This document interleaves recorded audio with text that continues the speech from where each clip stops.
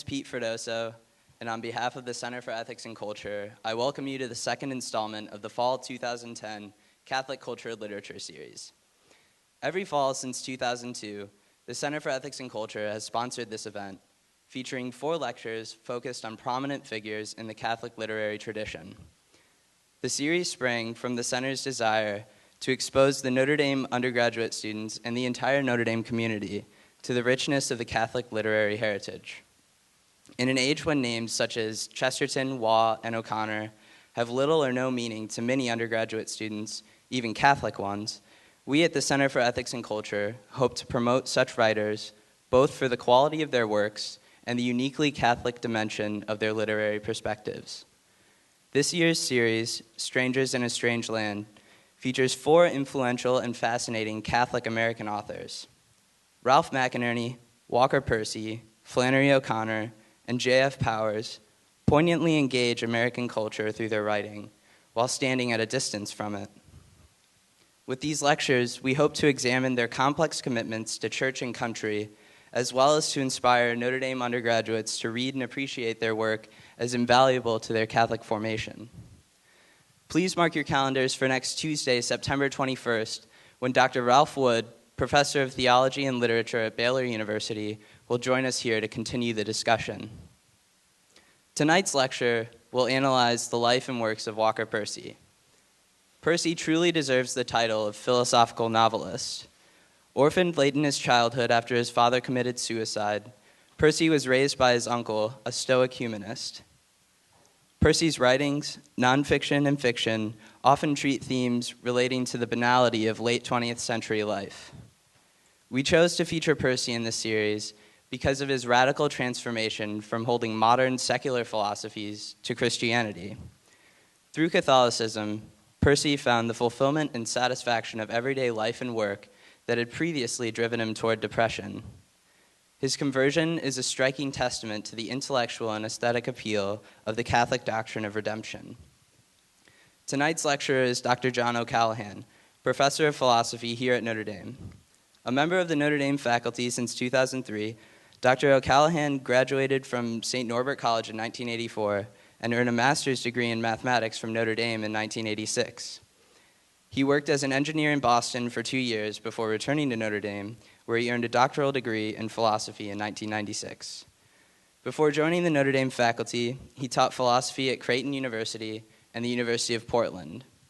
In 2006, he was appointed director of the Jacques Maritain Center, succeeding Ralph McInerney, friend of the center, and philosopher whose life and works were the subject of the first installment of this series. Also, this past summer, Dr. O'Callaghan was appointed a permanent member of the Pontifical Academy of St. Thomas Aquinas. Having been in his Aquinas' philosophical theology class for about a month now, I can testify that he knows his stuff pretty well.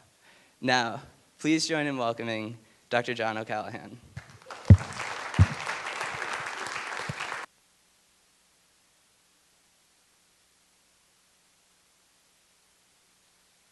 Thank you, Peter. I hope you'll write the Pope and tell him that. It's an honor to be introduced by one of one's students, and also to be following a lecture as wonderful as David Solomon's of last week on my teacher. And I am very honored to be here speaking in this lecture series for the Center for Ethics and Culture, particularly because I think it's probably the most important and significant center at the University of Notre Dame right now in terms of what it's trying to achieve. And so I'm very pleased to contribute to what it does and to be associated with it. I'd also like to thank Frida and Clarence Byers for their generous support of this lecture as well as the series.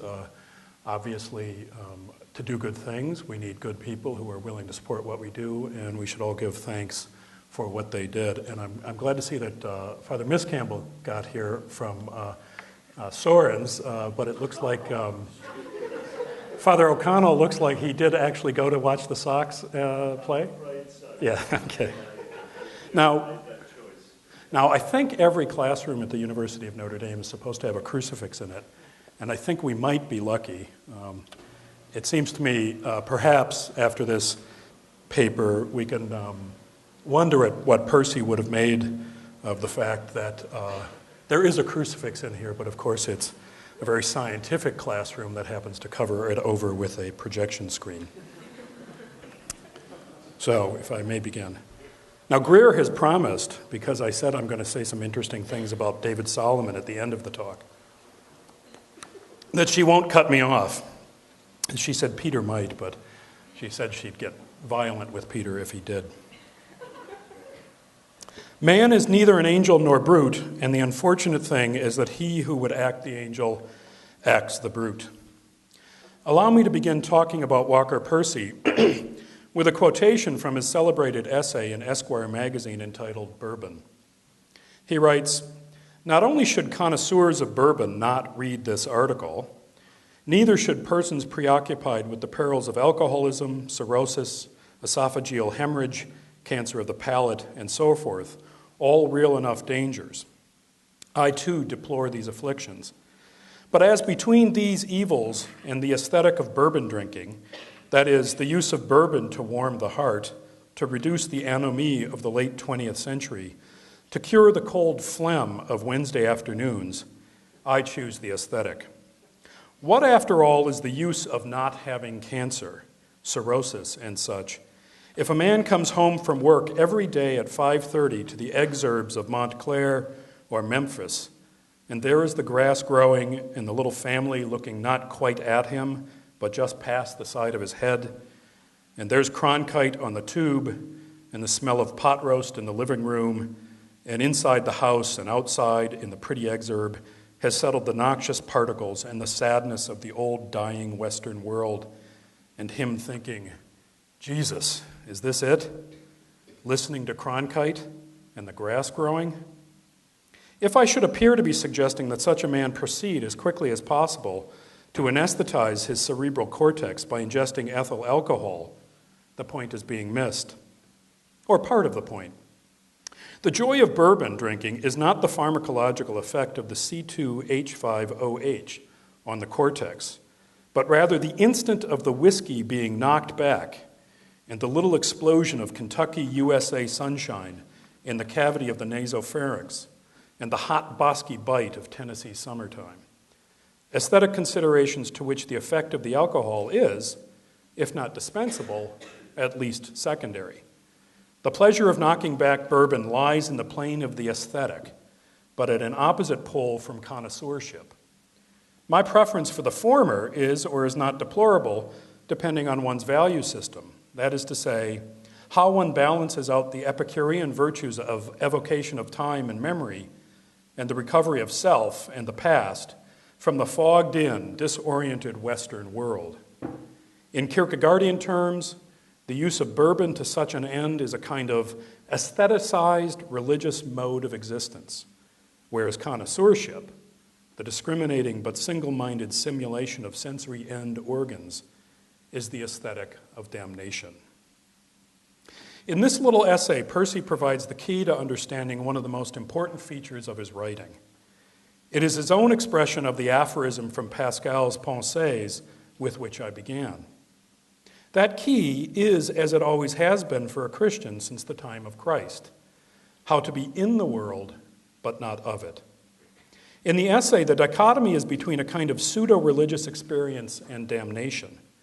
In Pascal, it is the desire to be an angel against the fact of being an animal descending to bestiality. The angel flees from the world, while the beast is of the world. Of course, Percy slyly and humorously cloaks this tension behind the dual veils of producing a kind of religious experience by drinking bourbon as the way of being in the world and saved, versus producing a kind of connoisseurship of need satisfaction as the way of being of the world and damned. Percy's characteristic humor, however, is sly beyond belief, as one might think he is recommending the religious experience, since the contrast is with damnation. But that can't be, since he has described the alternative to damnation as an aestheticized mode of religious experience produced by drinking bourbon. This is little less than a Pelagian desire to produce salvation by fleeing the world. and is little less damnable than the single-minded, cultivated pursuit of sense experience of the world. In fact, a recurring theme throughout Percy's literature is that we do not produce religious experience, or even worse, something called spirituality. The desire to produce spirituality is a symptom of our angelism. We live in the modern world between two poles: the angelism of the abstracted scientific mode of objectivity, in which we detach ourselves from the world, like the Holy Spirit brooding above the dark world, but with cold breast and dark wing. And bestialism, in which we pursue modes of re-entry into the world, falling like Icarus into extremes of alcohol, drugs, and sex. Percy mercilessly mocks this manufactured spirituality in The Moviegoer, when he has Binks reflect upon the Edward R. Murrow show, This I Believe, which, as you know, has now been revived by NPR nationally and even here in the South Bend affiliate. Binks says, being a creature of habit as regular as a monk and taking pleasure in the homeliest repetitions, I listen every night at 10 to a program called This I Believe. Monks have their compline. I have This I Believe. Everyone on This I Believe believes in the uniqueness and the dignity of the individual. I have noticed, however, that the believers are far from unique themselves, are in fact alike as peas in a pod. I believe in music. I believe in a child's smile. I believe in love. I also believe in hate. I, that is Binks, recorded a tape which I submitted to Edward R. Murrow. Here are the beliefs of John Bickerson Bowling, a moviegoer living in New Orleans, it began, and ended, I believe in a good kick in the ass. This, I believe. The tape was returned. This constant movement between angelism and bestialism is, of course, Percy's subject in what he calls the last self-help book, Lost in the Cosmos. Moving constantly between these two Pascalian poles of the angel and the beast, we seek to produce an ersatz spirituality in personal statements like, This I believe, to give ourselves some rest from our abstracted bestial exhaustion. On the contrary, Percy believes the sacred comes to us as a kind of message, like the message in the bottle, the title of one of his collections of essays. Another title of a collection of essays is eerily like the title of this lecture series, Signposts in a Strange Land. We are surrounded by signs that we have not made and do not know how to read in this God-haunted age. As he puts it near the end of the Second Coming, if there is a sign, mustn't there be a sign giver? The key for Percy is to recognize the religious in the signs we are given, not produce any ersatz bourbon-infused aesthetics of damnation. No. In bourbon, however much many of us enjoy the essay, and enjoy even more the real hot, bosky bite of Kentucky USA sunshine and Tennessee summertime exploding in our nasopharynx, and you know who you are, Percy is damning both the angel and the beast. Like the angel, the bourbon drinker flees the world. He has not found a way of being in the world, but not of it. Percy, throughout his writings, is looking for an authentic Christian humanism for human beings, who are in action little less than the angels, in apprehension like a god, and yet are the paragon of animals. The image of God living in the world today, but not of it. Let me give you a concrete example from another of Percy's essays, Stoicism in the South, before we look at some of the novels. Percy is without doubt a Southern author. He was born and raised in Birmingham, Alabama, of a noble Southern family, the Percys of Mississippi. He lived most of his adult life across Lake Pontchartrain from New Orleans in Covington, Louisiana. When Katrina hit New Orleans, and we saw all those awful pictures of death and destruction in that marvelous city, I recalled the beautiful title of Percy's essay written many years before, New Orleans, Mon Amour. New Orleans was for him the epitome of concreteness and locality, a place that could not be made abstract and universal in the angelic mode of existence, as he thought that the suburbs of the great northern cities were. Beginning his writing in the 1950s, Percy was merciless in mocking the pretensions of the North. He liked to describe people who hailed from such places as Sheboygan and Oshkosh, places very familiar to me from my youth growing up in Green Bay, Wisconsin. He would make fun of the way people from Ohio rolled their shoulders in their sport coats as if they were uncomfortable in their own skins. Listen to how Binks, the protagonist of The Moviegoer, who lives near New Orleans in a little town called Gentilly, describes the prospect of having to go to Chicago on business for his Uncle Jules. Chicago, misery, misery, son of a bitch of all miseries. Not in 1,000 years could I explain it to Uncle Jules, but it is no small thing for me to take a trip, travel hundreds of miles across the country by night to a strange place and come out where there is a different smell in the air and people have a different way of sticking themselves into the world. It is a small thing to him, but not to me. It is nothing to him to close his eyes in New Orleans and wake up in San Francisco and think the same thoughts on Telegraph Hill that he thought on Carondelet Street. Me, it is my fortune and misfortune to know how the spirit presence of a strange place can enrich a man or rob a man, but never leave him alone. How if a man travels lightly to 100 strange cities and cares nothing for the risk he takes, he may find himself no one and nowhere. Great day in the morning. What will it mean to go moseying down Michigan Avenue in the neighborhood of 5 million strangers, each shooting out his own personal ray? How can I deal with 5 million personal rays? Oh, sons of all bitches and great beast of Chicago lying in wait. There goes my life in Gentilly, my little way, my secret existence among the happy shades of Elysian fields. I hope you're not too surprised to hear that little way in that last line is capitalized.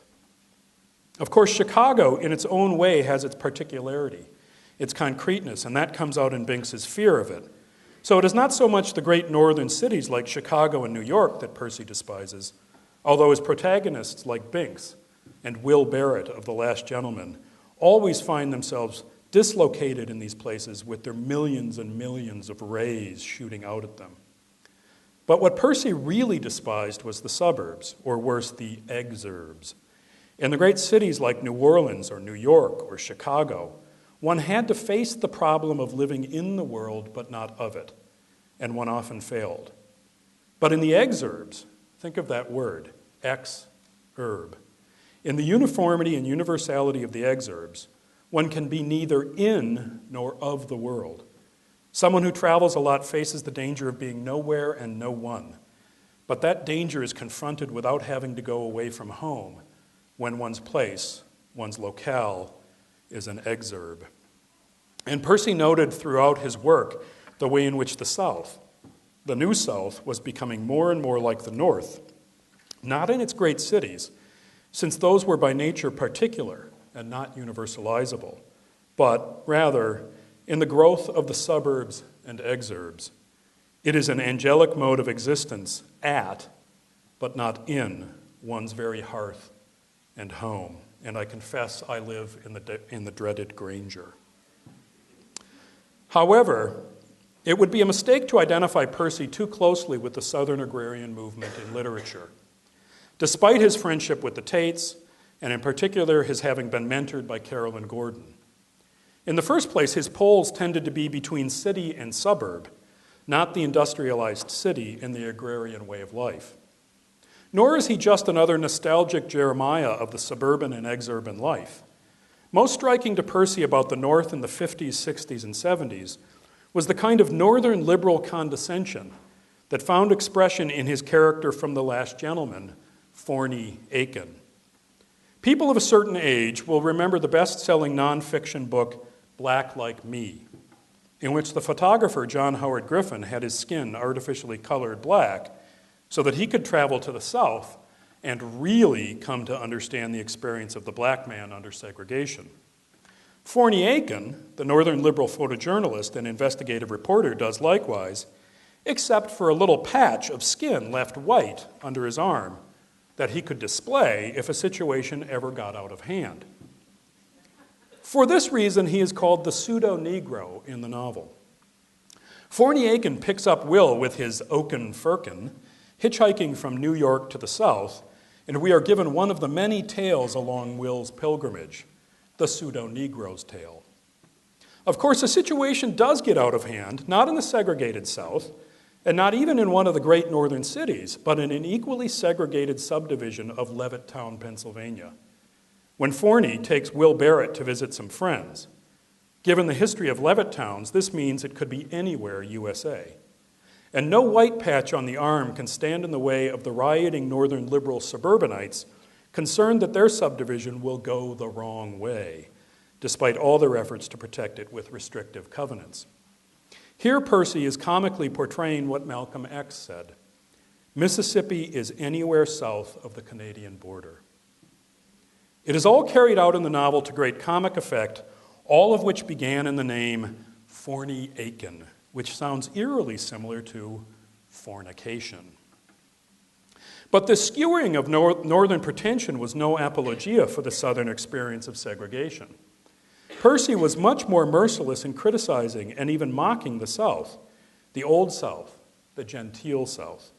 And he was clear about the target, writing that every j'accuse is equally a mea culpa. He liked to describe how his forebears were the kind of noble southern gentry and plantation owners who, particularly after the Civil War, took a caring, paternalistic attitude toward the African Americans who were their tenants. They were suffused with a sense of duty toward their neighbor and even their tenants. His uncle was William Alexander Percy, one of the most celebrated authors of the pre-World War II South. These forebears of Percy's and their friends despised the Ku Klux Klan. Percy liked to say of his uncles that they were the kind of men who would, with gun in hand, call out the local grand wizard of the Klan to a duel on the main street. He said of the Klan itself, they're not such bad folk, unless you happen to be a Negro, a Jew, or a Catholic. And yet in Stoicism in the South, Percy wrote a devastating criticism of these grand genteel forebears who would with such great pride challenge the Klan. He saw in them a fundamentally stoic and non-Christian attitude towards segregation. The occasion of his criticism was the Klan burning a cross on the lawn of the Roman Catholic Archbishop of New Orleans, who in 1956 had written a pastoral letter for his diocese calling segregation a sin. Percy saw his genteel relatives simply stand by and watch without public protest of any kind, indeed perhaps a secret cheering on of this offense against both the African Americans who suffered from the sin and the Catholic bishop who called it for what it was. In just one of the many reversals one finds in Percy's fiction, where his relatives called out the grand wizard, the bishop here was calling out the great Stoic who would not come out to the duel. His forebears weren't such bad folk unless you happen to be Catholic. And Percy concludes the essay by writing, "Sooner or later the archbishop must be answered, and the good pagan's answer is no longer good enough for the South." In fact, Percy's point was that in its highest and most cultured form, Southern society was more Stoic than it was Christian, permeated with a sense of duty, but not genuine solidarity in suffering. They lacked the virtue of compassion. He writes that their nobility was the nobility of the natural perfection of the Stoics, the stern inner summons to man's full estate, to duty, to honor, to generosity toward his fellow men, and above all to his inferiors. Not because they were made in the image of God and were therefore lovable in themselves, but because to do them an injustice would be to defile the inner fortress which was oneself. And when he named a city Corinth, it was not Paul's community. Stoicism was their way of being in the world, but not of it. Their gentility, of course, will be a theme in Percy's literature, hinted at in that line from Bourbon, "Connoisseurship is the aesthetic of damnation." And it is a theme he will explore in the Thanatos Syndrome, when he has Father Smith, over the course of 40 pages, reminiscent of the Grand Inquisitor passage from the brothers Karamazov, relate his youth visiting Germany in the 1930s, and later in life pondering how the most cultured society in Europe could descend into such hell. Think of Haydn as the expression of their angelism, and Auschwitz, their bestiality. Percy himself had spent a summer touring Germany in 1934 at the urging of his uncle, who idolized the greatness of German culture. And so Father Smith stands in for Percy himself. But as Ralph Wood, next week's speaker, points out elsewhere, Percy, like Father Smith, was later deeply ashamed of the admiration he had felt for the Hitler Youth, its strength, its order, and its romanticism. So Percy's point is more universal than a mere criticism of Southern genteel segregationists. It is about a certain form of angelism, an aestheticized, pseudo-religious mode of existence, whether it takes concrete form as Southern Stoicism or German blood and soil romanticism. And it is nothing other than a failed mode of attempting to live in the world but not of it. Unfortunately, the Thanatos Syndrome is Percy's last, and I fear weakest novel. For the most part, except for Father Smith's extraordinary 40-page monologue, Percy has moved from the novelist's art to the pedagogue's lecture. In any case, it was only upon reading Stoicism in the South that I realized what an awful education I had, and that I understood that To Kill a Mockingbird is not a Christian novel. I'm hoping to hear some gasps here. As I had been taught in my northern Catholic high school, just 40 miles from Sheboygan and Oshkosh, taught by all of my good northern liberal teachers in the 1970s. In my teacher's account, Atticus Finch, just think about that first name, Atticus, was the ideal of a Christian hero doing the right thing even while knowing he would lose and suffer for it.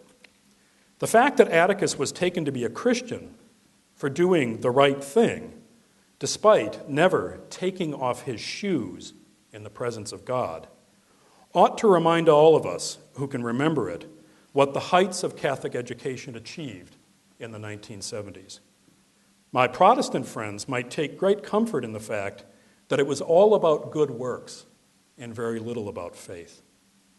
And we surely never read Walker Percy, who was at the height of his renown at that time. Are we any better now? I think possibly, at least here in South Bend.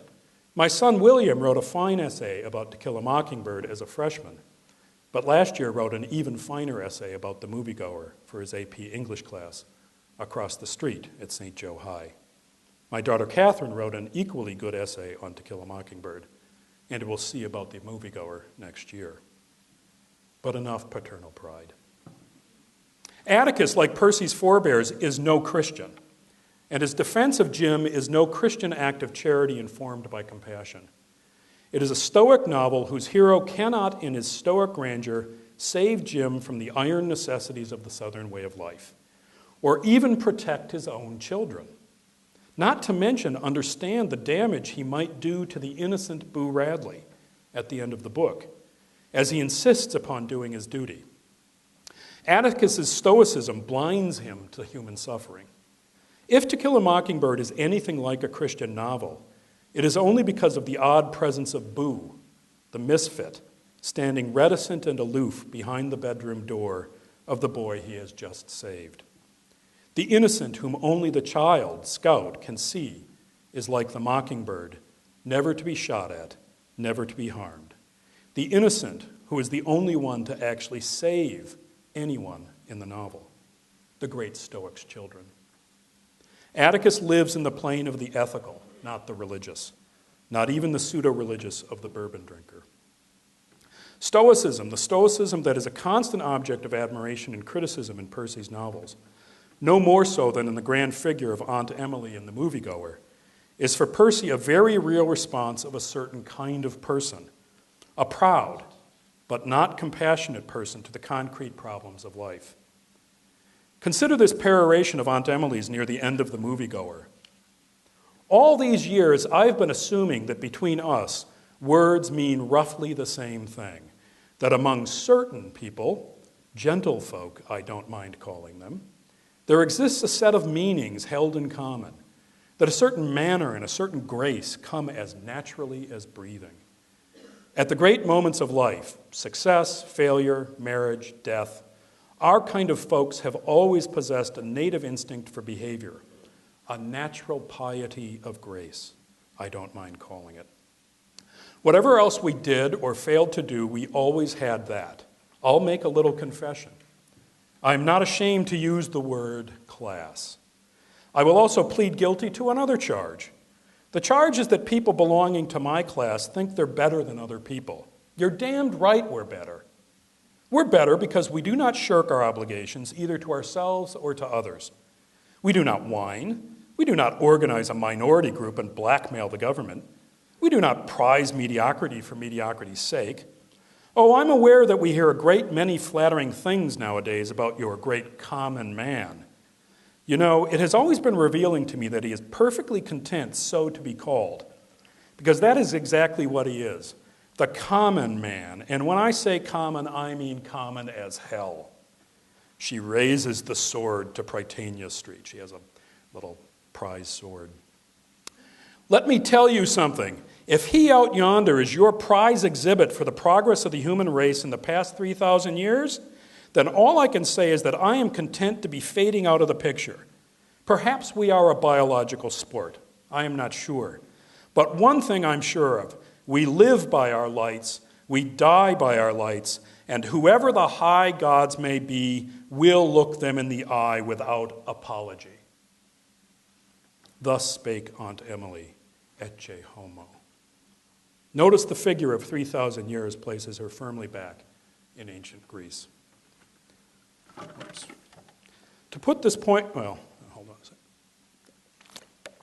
To this point, Percy's art has portrayed Aunt Emily as a somewhat overbearing but nonetheless likable figure, respectful of duty and merely urging Binks to take up his responsibilities to class and family. But here I hope you see her for her proud magnificence. We'll look the gods in the eye without apology. That we were formed then, sayest thou, and the work of secondary hands, by task transferred, from father to his son, strange point and new, doctrine which we would know whence learnt, who saw when this creation was. Rememberest thou thy making, while the Maker gave thee being? We know no time when we were not as now, know none before us.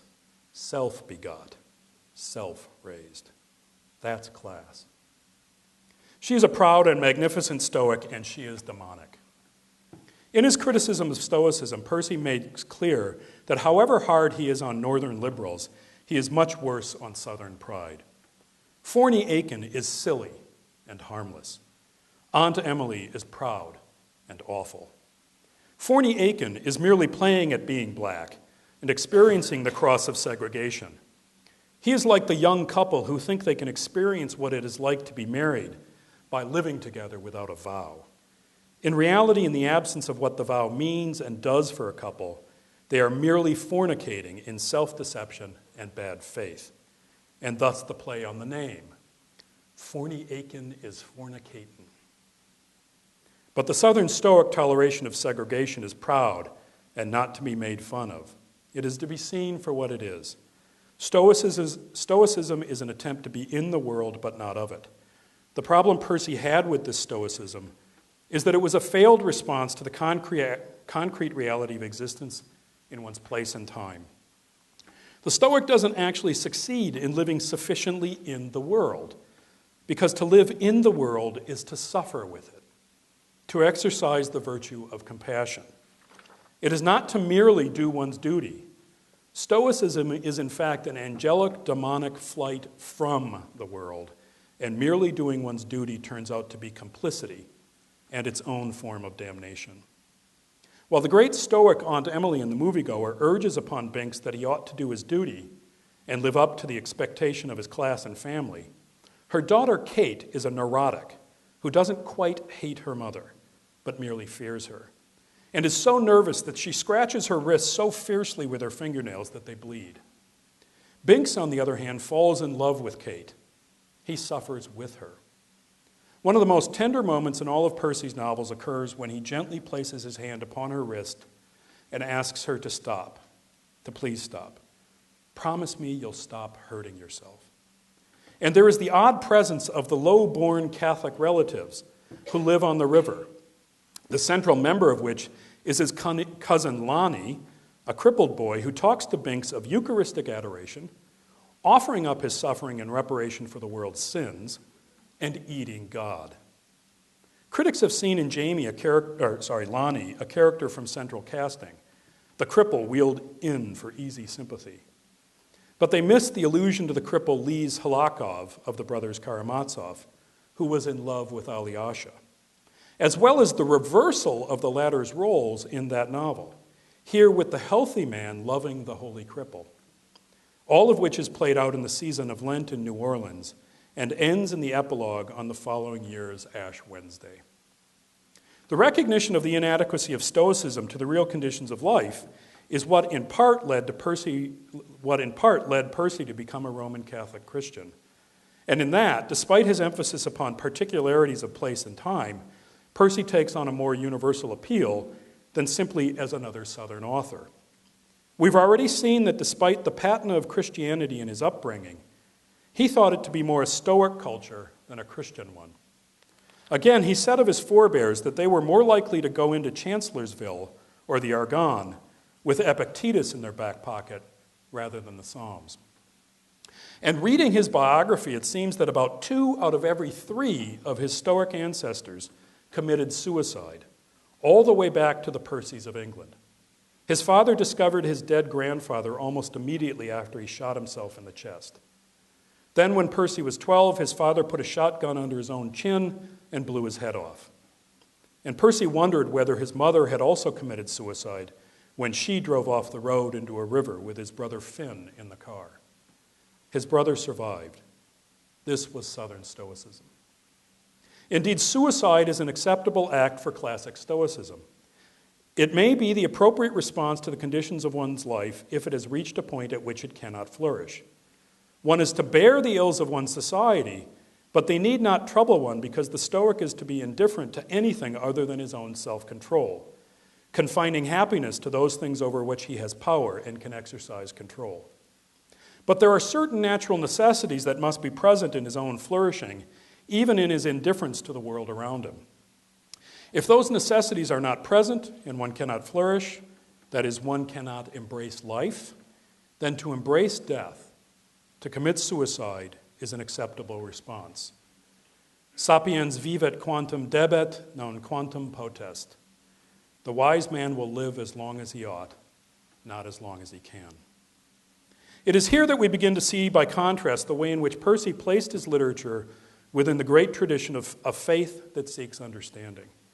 Thomas Aquinas says of Sacra Doctrina that it is contemplative, insofar as it bears upon God and creation in the light of God. But he says that it is also practical, insofar as it instructs humankind on its ultimate destiny in union with the Trinitarian life of God and on the means to arrive at that destiny. In short, Sacra Doctrina teaches us how to be in the world, but not of it. For we are of God, in whom we live and move and have our being. But according to Aquinas, the philosophy that in Plato and Aristotle begins with reflection upon the conditions of the world and attempts to arise to a knowledge of its cause in God has a place as the handmaiden of the sacred teaching that comes from God. Taken up into Sacra Doctrina and operating from within it, it helps those who believe to understand the signs that have come from God in creation and ultimately are fulfilled in the sacred word. In doing so, it prevents faith from being an easy fideism and challenges it to accept its dignity as a participation in the self-understanding of God. This is the tradition of faith-seeking understanding in which Percy's writings have to be understood. And there are multiple references within them to others in that tradition, like Augustine, Dante, Pascal, and Therese, as well as figures who have defined their identities against that tradition, like Descartes, Nietzsche, and Sartre. We've already seen Nietzsche in the magnificence of Aunt Emily. Sartre we see in one of the most comical scenes in Percy's very comic novels. In The Second Coming, the sequel to The Last Gentleman, Will Barrett, suffering from depression and insomnia, decides to prove scientifically, once and for all, whether God exists. He will take his sleeping pills into a cave used during the Civil War to store Confederate munitions. Here we see one of the many references in Percy's novels to Plato's Allegory of the Cave.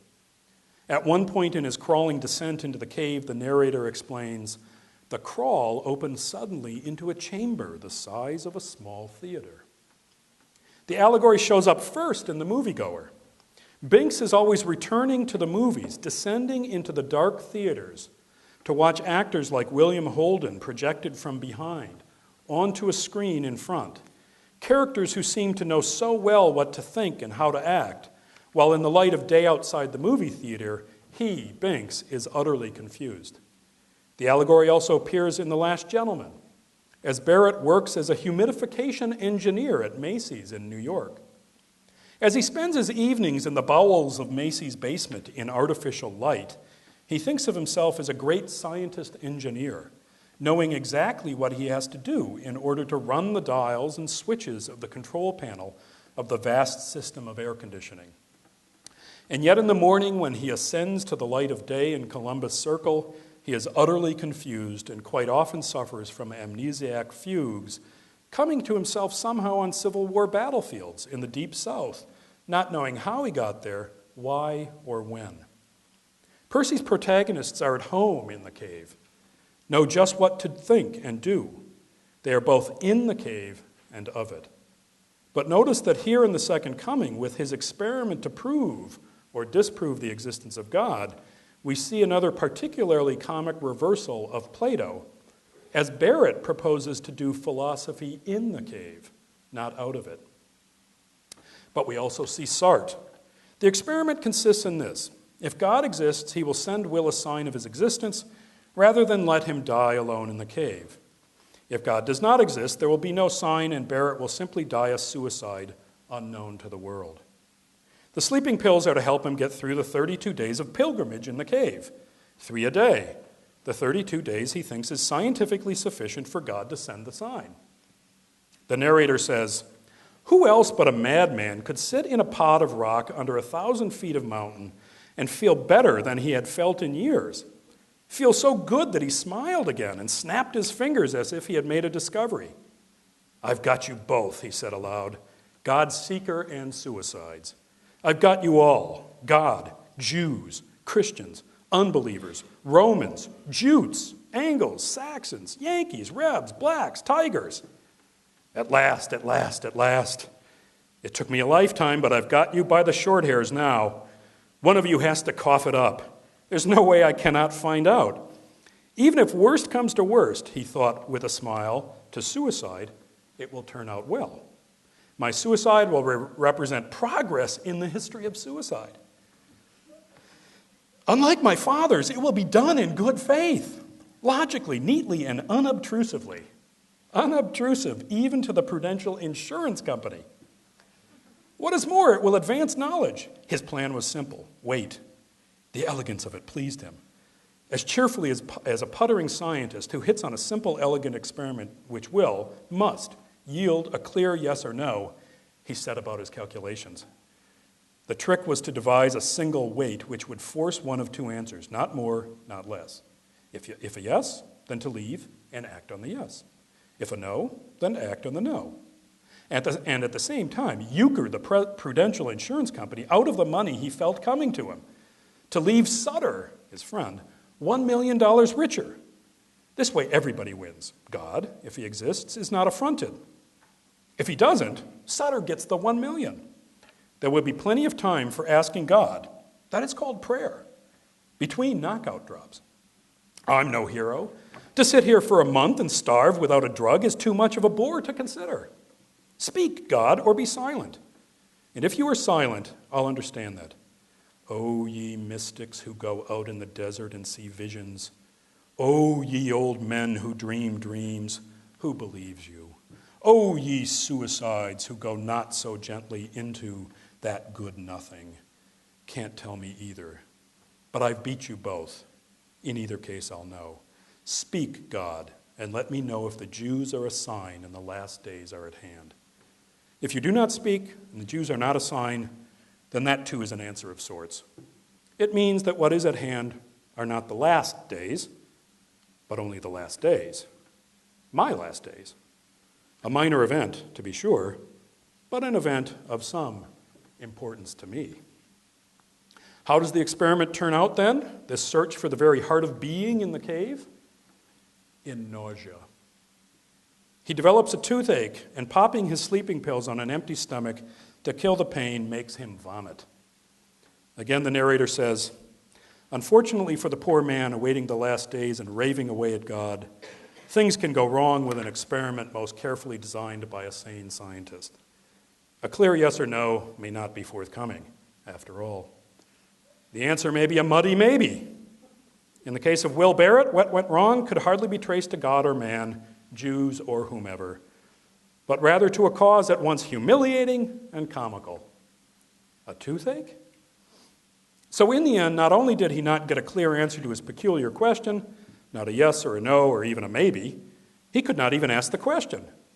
How does one ask a question, either a profound question or a lunatic question, with such a pain in an upper canine that every heartbeat feels like a hot ice pick shoved straight up into the brain? The toothache was so bad it made him sick. He vomited. There is one sure cure for cosmic explorations. Grandiose ideas about God, man, death, suicide, and such. And that is nausea. I defy a man afflicted with nausea to give a single thought to vast subjects. A nauseated man is a sober man. A nauseated man is a disinterested man. What does a nauseated person care about the last days? Like Sartre, his search for the heart of being ends in nausea. And yet perhaps the toothache is part of a grand cosmic comedy and a sign from God in its own way, a God whose ways are not our ways and whose thoughts are not our thoughts. Eventually, the pain and the nausea drive Barrett to try to ascend out of the cave. But a curious reversal occurs again. Getting lost as he is ascending out of the cave, drugged and in pain, he actually falls out of the cave from a spot different from the one he entered and descends, falling on his back, where he later comes to himself in a greenhouse. Notice he ascends only to find himself descending. I wonder if anyone catches the illusion despite the reversal. Let me give you a few hints. Early on in the moviegoer, Binks, who is 30 years old, narrates, "But things have suddenly changed. My peaceful existence in Gentilly has been complicated. This morning, for the first time in years, there occurred to me the possibility of a search. I dreamed of the war. No, not quite dreamed, but woke with the taste of it in my mouth. The queasy quince taste of 1951 and the Orient. I remembered the first time the search occurred to me. I came to myself under a chindalia bush." And the epilogue to the novel begins, "So ended my 30th year to heaven," as the poet called it. Another hint, perhaps? Love in the Ruins takes place over the course of 4 days, July 1st through July 4th, the holiest day of the year for an American. Its first page begins, "In a pine grove on the southwest cusp of the interstate cloverleaf, 5 p.m., July 4th. Now in these dread latter days of the old violent, beloved USA and of the Christ-forgetting, Christ-haunted, death-dealing Western world, I came to myself in a grove of young pines." Forgive my Green Bay Italian. "Nel mezzo del cammin di nostra vita mi ritrovai per una selva oscura che la dirità via era smarrita." Midway upon the journey of our life, I found myself within a forest dark, for the straightforward path had been lost. Almost all of Percy's protagonists in some way allude to Dante, lost, or better lost in the cosmos. coming to themselves in some fashion with the recognition that something is amiss, and yet not knowing or having a guide to help them understand their predicament and the way out. I mentioned the odd reversal in the second coming in which Barrett ascends only to find himself descending into the greenhouse. Why a reversal? Well, recall that in order for Dante to leave hell, which of course is a descent into a cave, there is the odd disorientation when he climbs down Satan's flanks, only to find himself ascending the other side of the world and coming out at the foot of Mount Purgatory. And oddly, Barrett actually comes to in the greenhouse to find himself in the presence of a guide, his Virgil, or as it will turn out, perhaps, his Beatrice. He wakes to find the young woman Allison giving him water. The problem with this modern Virgil, however, is that she has escaped from a mental institution where she suffered so much electroshock therapy that she has, for the most part, lost her ability to speak. All she can say as she runs away from the hospital is, "No more buzzin', cousin. No more buzzin', cousin." This is the archetype of the modern Virgil. No poet, but a mute. And the modern Virgil is no better at reading the signs and prompting understanding than the modern Dante is. I've emphasized that Percy's writing ought to be understood in the grand tradition of Augustine, Aquinas, Dante, Thomas More, Pascal, Thérèse, Nietzsche, and Sartre, all of whom were looking for ways of living in the world but not of it, and that gives his work a certain universal appeal. However, Percy's existential point is that we cannot recapitulate the ways in which they lived in the world but not of it. Ours is a different world. In the words of the great German sociologist Max Weber, it is a disenchanted world. Modern philosophy, rejecting its role as handmaiden to the sacred teaching, has used the success of science to disenchant nature, to remove it from the realm of meaning in which it could be seen as having a rational order intended by an author to provide signs to be read by us. A world in which we believe Paul when he tells us that the invisible things of God are made visible by the things of the world. As the philosopher John McDowell puts it in his celebrated work, Mind and World, in a common medieval outlook, what we now see as the subject matter of natural science was conceived as filled with meaning, as if all of nature were a book of lessons for us. Well, yes. In the beginning was the Word, and the Word was with God, and the Word was God. Through him all things were made. In him was life, and that life was the light of men. But as Tom Moore in Love in the Ruins put it, we moderns live in the dread chasm that has rent the soul of Western man ever since the famous philosopher Descartes ripped body loose from mind and turned the very soul into a ghost that haunts its own house. Modern philosophy has argued that science shows us a world of meaningless necessity, hearkening back to that stream of Greek philosophy that also saw a meaningless necessity in nature that prompted the Stoic response of indifference to the world and the embrace of death. And it is as much an angelic demonic flight from that nature as is Stoicism. And our fellow Christians, even many Roman Catholics, buy into this disenchantment of nature, seeing science as the enemy, looking instead to find God in the failures of science.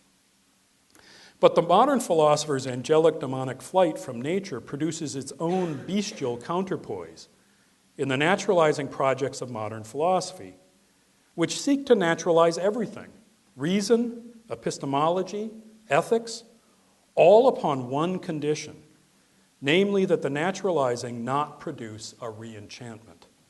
For if there is enchantment, mustn't there be an enchanter? Thus, atheism is not for contemporary philosophy a conclusion. It's a starting point, and in many ways a gateway for legitimacy.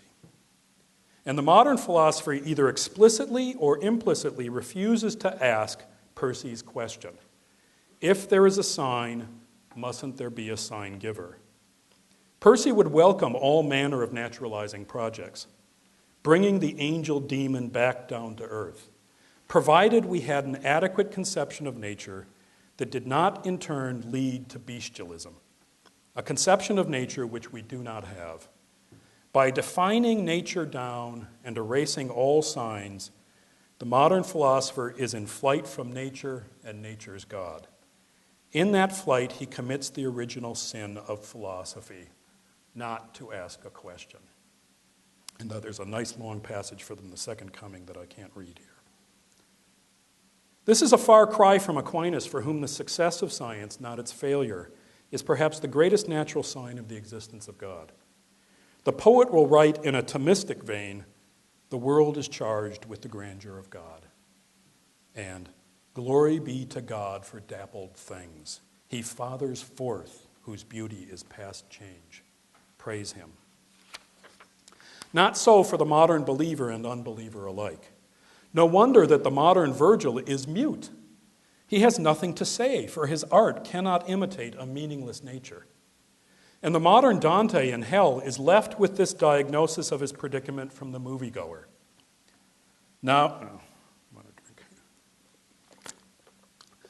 in the 31st year of my dark pilgrimage on this earth, and knowing less than I ever knew before, having learned only to recognize merde when I see it, having inherited no more from my father than a good nose for merde, for every species of shit that flies, my only talent, smelling merde from every quarter, living in fact in the very century of merde, the great shithouse of scientific humanism, where needs are satisfied, everyone becomes an anyone, a warm and creative person, and prospers like a dung beetle.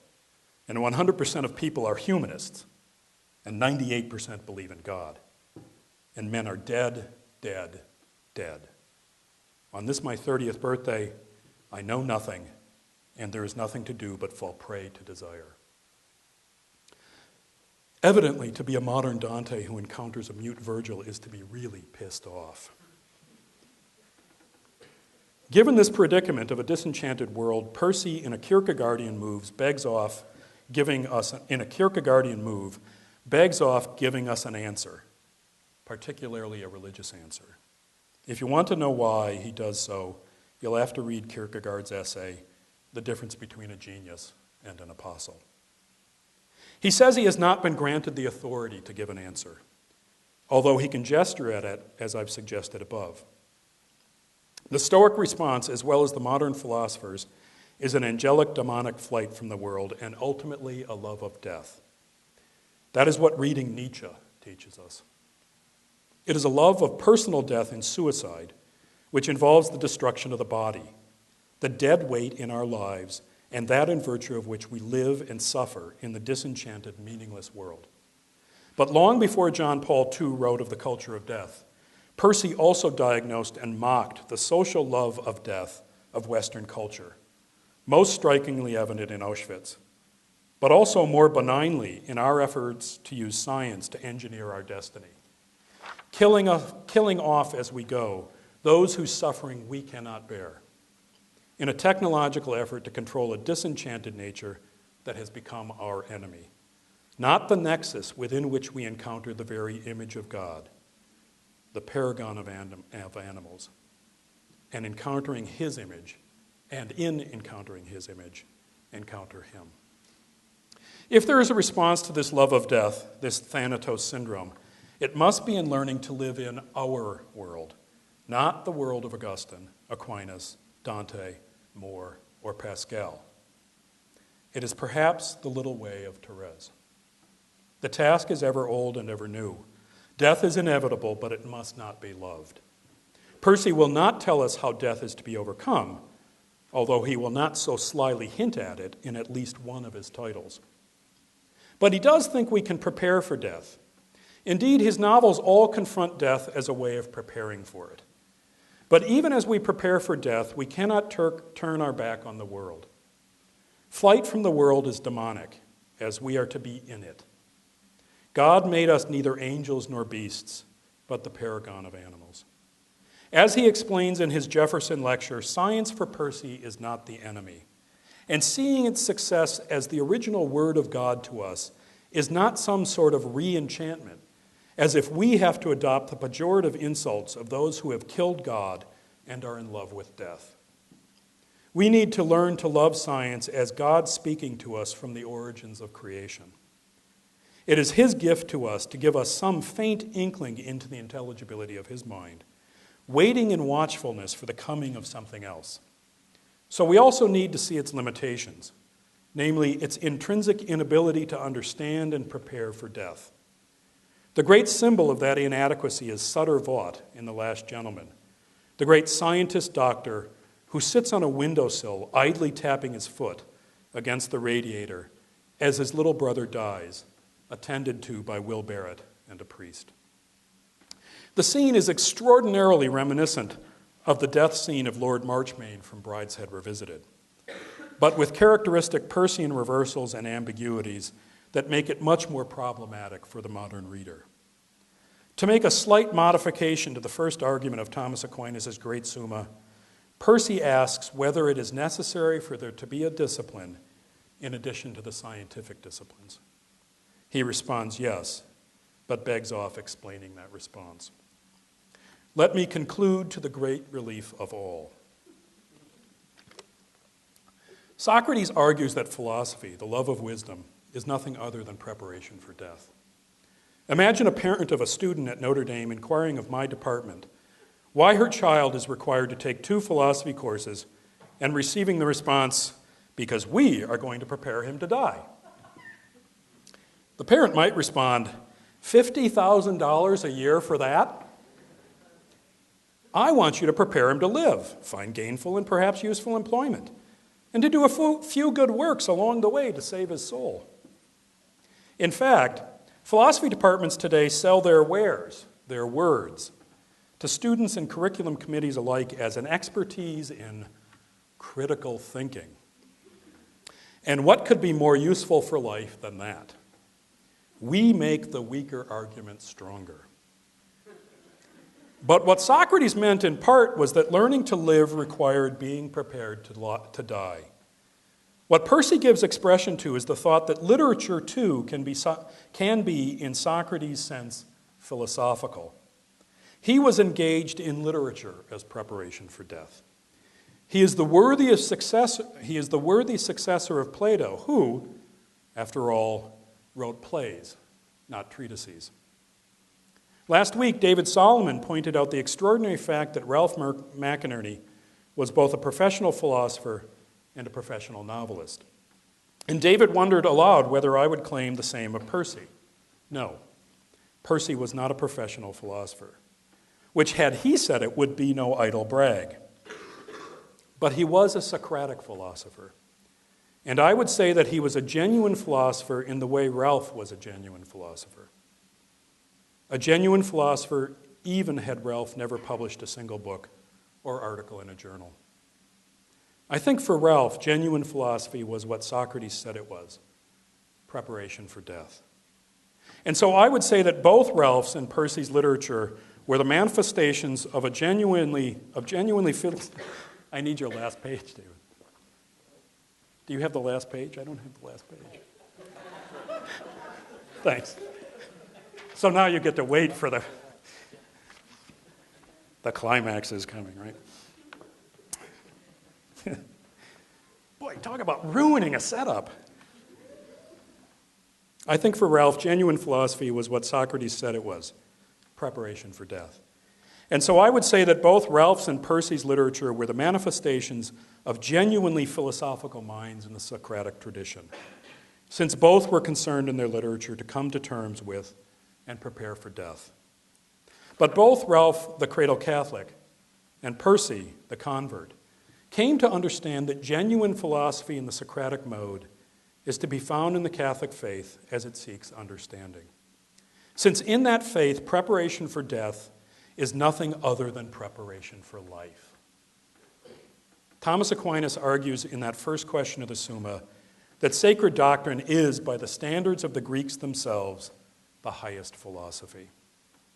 Ralph and Percy knew that Christian faith that seeks understanding is the way of living in the world, but not of it. Percy was always a smartass. He once wrote an essay called Questions They Never Asked Me, a self-interview. Even Ralph had to like that. I imagine he might write another equally smart alecky essay now with its own top 25 universities and colleges. Percy News and World Report. The top schools that prepare you to die and the bourbons they serve. Thank you.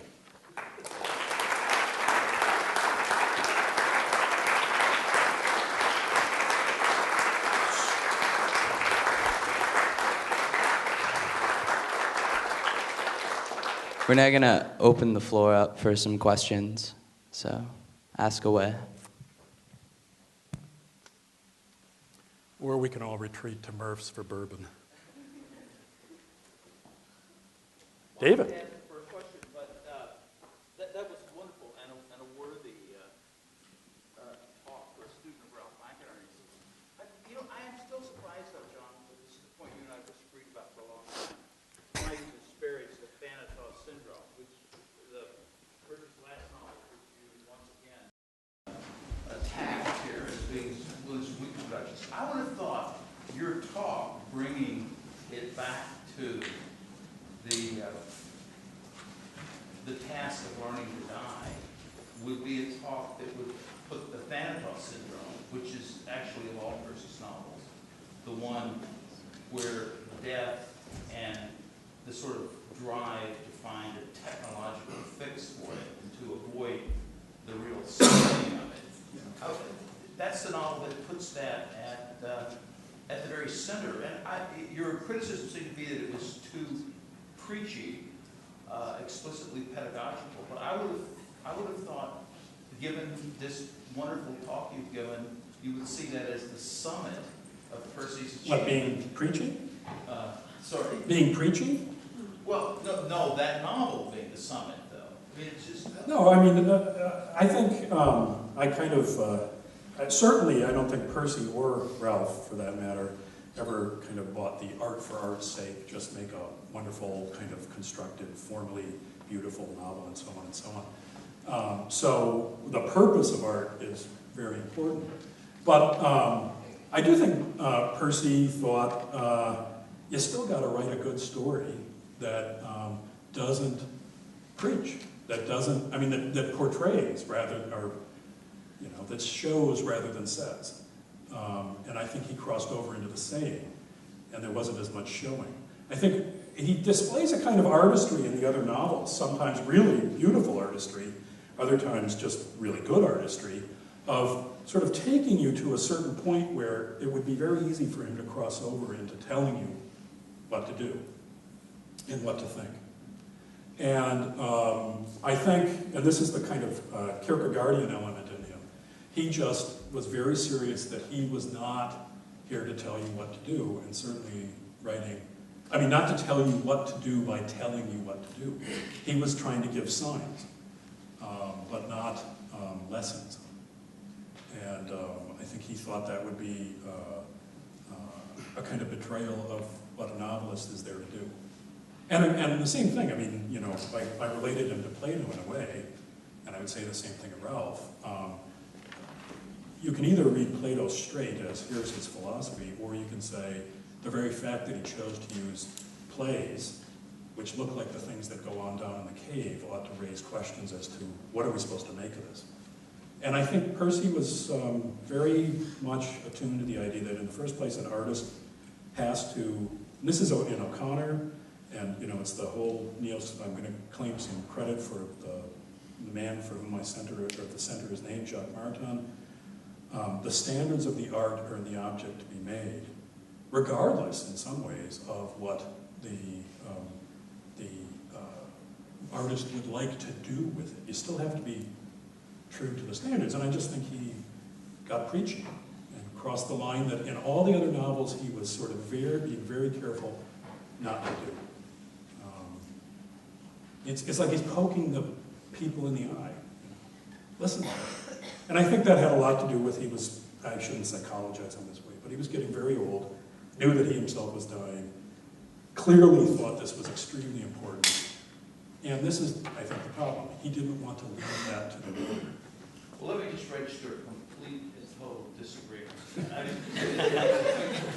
One of all the novels of Percy, I think you owe the audience an answer to the question of which one they should read. I would say, in my experience, the Thanatos Syndrome is the novel that's most accessible to new readers of Percy. And I think it's because in his old age, it was that he became preachy. He had refined certain themes and certain techniques so that things become almost luminously clear in that novel. That in what most of us, I suspect, think is his greatest novel, The Moviegoer, which he wrote as a raw youth. That was the first. Which is much more difficult, I think. But could you say which, to the students in the room who've never read any Percy, which one do you think they should read first? Well, first let me say, David, we couldn't disagree more.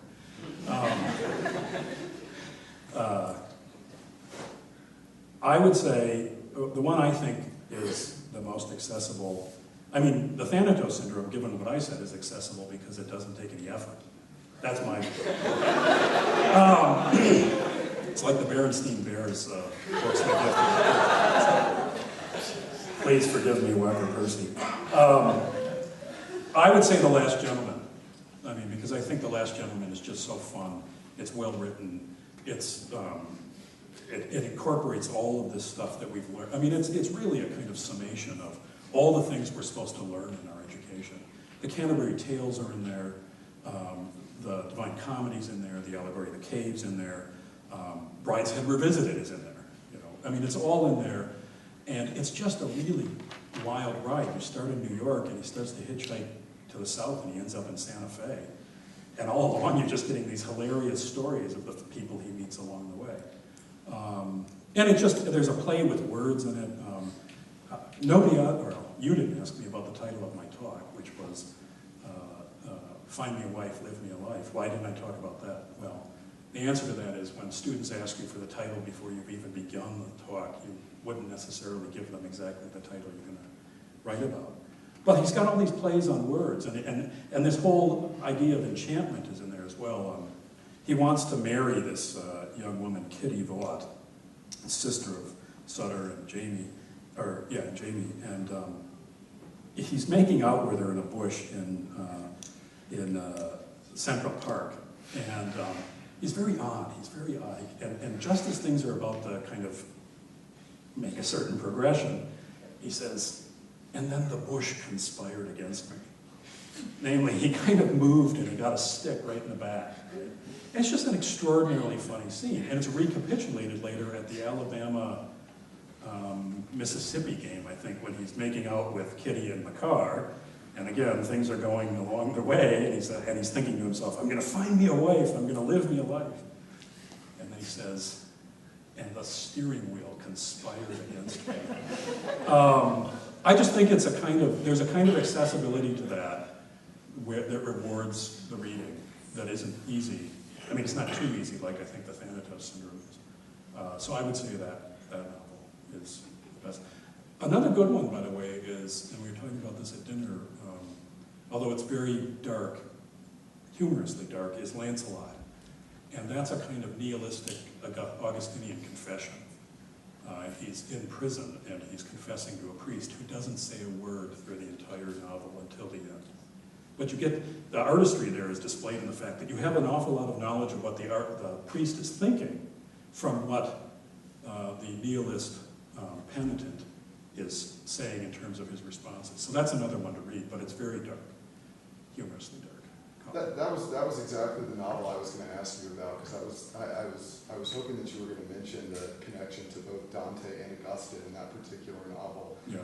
But I wondered if you could just speak to, it's something that Flannery O'Connor speaks a lot about in her essays, is the element of the grotesque in Southern fiction. And you've talked a lot about Percy's humor and his wit, but especially Lancelot is probably the most grotesque book I've ever read. The Thanatos Syndrome is pretty grotesque. Well, right. No, honestly, I mean, even I think David would grant that. There are scenes in there, weren't there scenes in the Thanatos Syndrome that shocked you? Yes, but in terms of... The scenes involving children? Right. But I just wanted to ask you, I guess, if you ever because I guess Percy, in some conversations I've had, has been charged with being... You knew? What? Has been charged with being, I guess, grotesque to a fault, where it's becoming over the top and almost kind of obtrusive upon the reader, where, you know, pious Catholic ears should not be reading some of the trash that Walker Percy has written. And I want to know if you could speak to the way in which he uses the grotesque in his novels. Well, I think in that respect, he knew Flannery O'Connor, he corresponded with Flannery O'Connor, and I think in that respect he was very much influenced by her. And I think in one of his essays he actually mentions that he agrees with her that we live in such a disenchanted age, right? And he's making that the only thing you can do is hit people in the face. And that's what he learned from O'Connor. I mean, you have to shock people, because anything less than shock just is all part of the death-loving, death-dealing Western world. You have to shock them. And so, sure, he does that, but that's a kind of classic thing where you want to say, when people make that charge, I mean, wouldn't O'Connor and Percy say, and they're making that charge precisely because they are in fact subject to the dead sense that they're trying to shock them out of. I mean, oh, we can't have that. Well, look at that. You're dead to that. Dead, dead, dead. You don't look at that as grotesque. Well, they want to make that grotesque again, so that you understand what it is and what's going on there. And so that perhaps, as I was trying to emphasize, you will in fact express a certain kind of solidarity with those who suffer. Because we no longer see suffering. Or if we do, we try to destroy it by killing it. We don't suffer in solidarity with those who suffer. So I'm going to shock you. I think that's what they were about, slapping you in the face. And if you're disgusted by it, well, then maybe you should have been slapped in the face to be disgusted by it. So, I mean, that would be... But that's, I mean, you can get that out of O'Connor. I think in that respect, Percy took his lead from O'Connor on that. And I don't really think that there's anything except certain things that happen in the last novel and something that happens in Lancelot that are in any way as grotesque as certain scenes in Flannery O'Connor. Not for their physical grotesquerie, but I was talking at dinner about this. I was asked a similar question at dinner. There's that short story, I forget the name of it, involving the Polish family that comes to live with the woman farmer. And he's repairing the tractor, and he's sort of under the tractor, and she sees that the blocks holding the tractor up are starting to waver. And she's gotten kind of resentful of the presence of these really good people around her, and she doesn't like the fact that she took him in, and there's all this stuff going on in her setting this up. And time just slows down, right? And you see through her mind, she's watching that tractor, and she's thinking, this might be it. This might be my salvation, as she watches the tractor fall and crush the Polish farmer's head.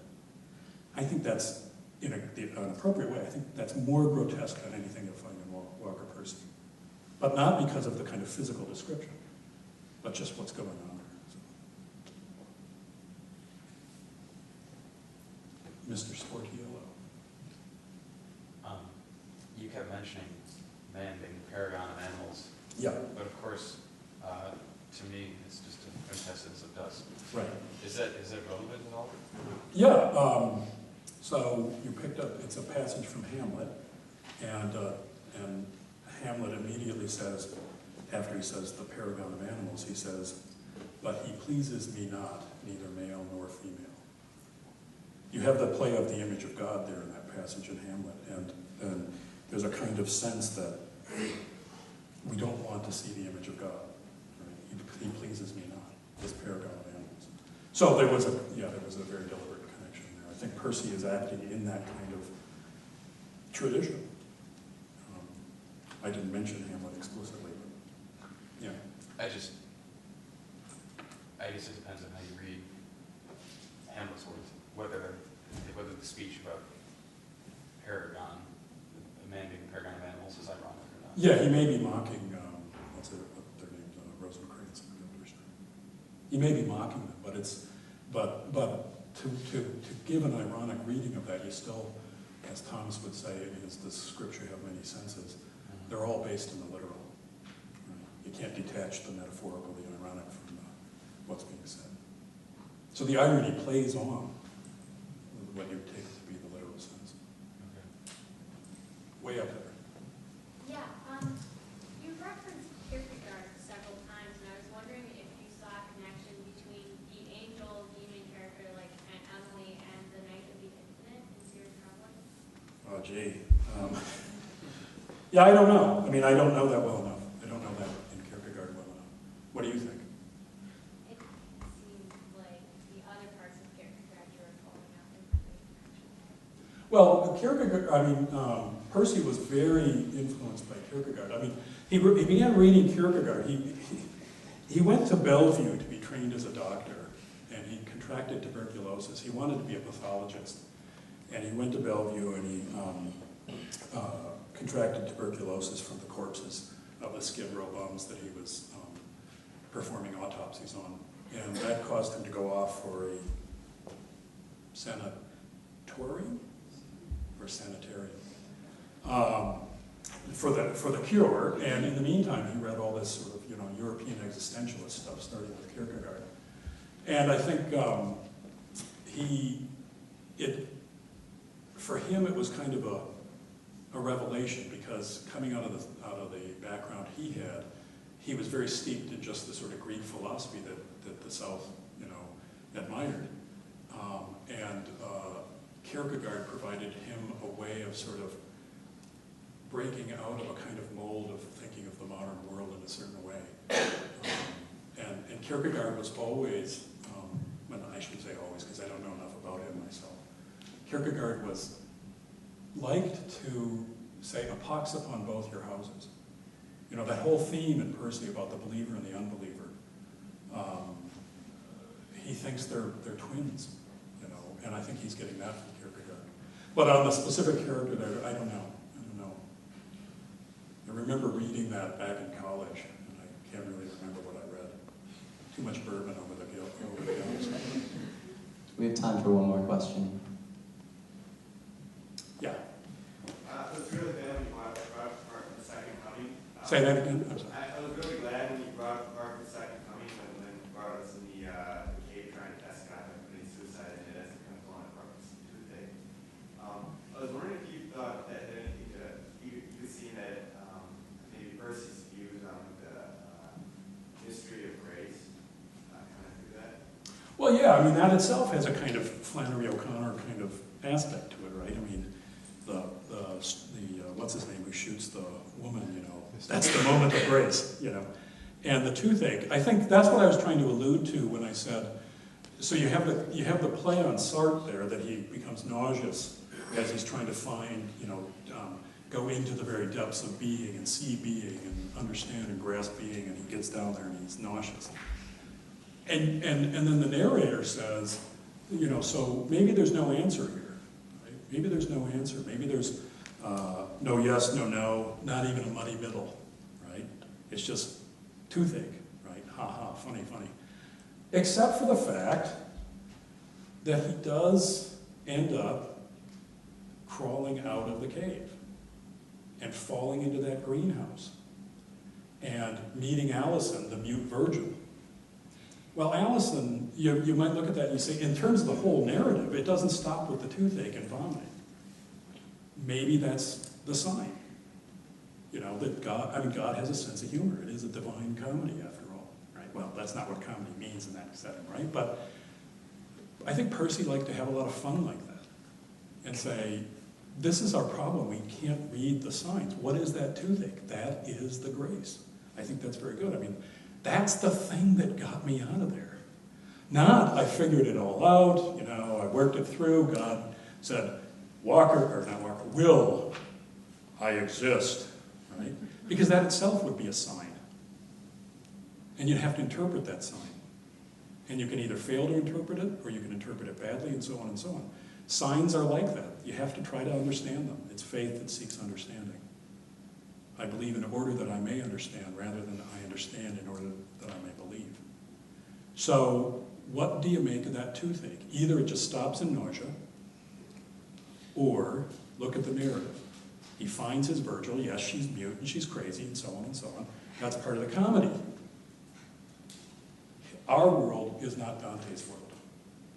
We have the same task, but it's not Dante's world. This is what our world is like. And so we have to figure out how to read the signs in our world. And there are no easy answers. So no, I think that's probably right. I mean, perhaps I should have been more explicit about that, but that puts a finger on it quite well. I think the toothache is the sign from God. Get up, get out of here. Go meet Allison. Find you a wife and live you a life. I won't give anything away. Well, I will give it away. She starts to learn language again. They live happily ever after. It's the most edifying, and that's, I think, maybe that's what I was trying to think of.